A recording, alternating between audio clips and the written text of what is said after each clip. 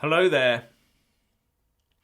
The go-ahead has been given to lay a power cable between France and the Republic of Ireland to bypass the UK electricity grid after Brexit.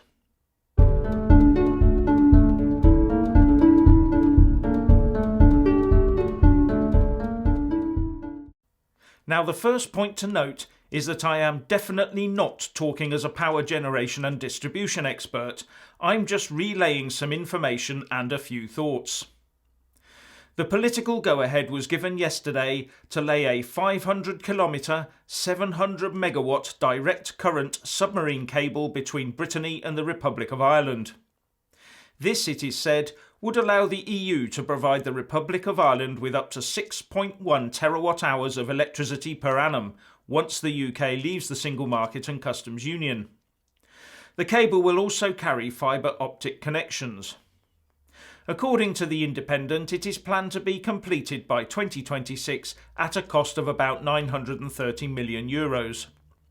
The costs will be shared between the two countries, with Ireland picking up 65% of the tab. However, says The Independent, because the infrastructure has been declared a common interest project by the European Commission, it is eligible for EU financial support, with an application for a grant covering up to 60% of its costs expected. And as we all know, the EU does not have its own money, so the costs will be shared out amongst all the other countries. Having not looked at it in great detail, this Celtic Interconnector, as it is called, could supply about 25% of the Republic's electricity needs.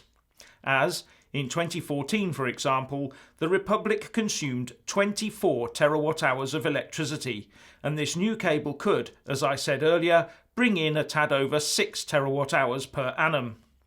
That's without having to consider DC to AC conversion losses, if there are any. Just for info, there is already a cable between the UK and the Republic called the East-West Interconnector that has a 500 megawatt capacity. Now, according to the 2018 Energy in Ireland report by the Sustainable Energy Authority of Ireland, the Republic has been a net exporter of electricity in 2016 and 2017. So one assumes that it is the fossil fuels imported from the UK and elsewhere outside the EU that generates the electricity in Ireland that is the real risk factor as far as Brussels and Dublin are concerned. And they do have to maintain their fortress Europe, don't they? However, according to that energy report, 90% of all energy use in the Republic from electricity to transport derives from fossil fuels. So, from that I get the feeling that Brussels wants the Republic to generate far less electricity from fossil fuels and then supply any electricity shortfall to them via the cable. Sounds like a great way to get a nation-state under your control, doesn't it? But the big point here is that this Celtic Interconnector is not a brand new post-Brexit project. No, it's been on the cards for a few years, and I believe the feasibility study only came to an end in July 2016. It is now part of the Energy Union and European Supergrid programme and is reported to have been fast-tracked due to Brexit. The aim of the EU Supergrid is to reduce costs of energy while pooling load variability and power station unreliability, as well as reducing the margin of inefficient spinning reserve and standby that have to be supplied and allow for wider use of renewable energy. However, the big drawback for me is that each EU nation-state that relies on this supergrid automatically loses its own national energy security, unless they are a constant net energy supplier to the supergrid and not a net user, of course. So for me, it is the sort of project that can only be pursued within the borders of a single sovereign nation, which is, of course, what the EU is hell-bent on becoming. And as the UK is now leaving the EU superpower project, it is only right that we maintain our own energy policy and the capacity to generate sufficient energy for home consumption plus reserves to ensure our own energy security, something the national grid already does for us. But as a non-expert, I can't quite grasp how spinning reserves, etc., can be reduced via a supranational supergrid.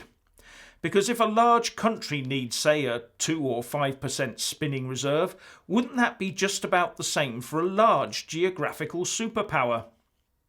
This whole energy union and supergrid thing sounds more like a way for a few energy companies to find friendly host countries and get to supply the bulk of electricity for the whole of the EU. One interesting point regarding the Celtic Interconnector is that the Republic of Ireland has a law against using nuclear fission to generate electricity on its own soil. But it seems it is perfectly happy to use nuclear power stations elsewhere in the EU to supply its Irish citizens with electricity. As I said at the start, I am no expert, but I just throw this out there for comment. Anyway, what do you think? Please share and comment, and thank you for watching. Please do like and share this video, and also subscribe to my channel. And when subscribing, please do remember to press on the little bell next to the subscribe button. That way you'll get an alert every single time I put up a new video. Thank you very much for watching.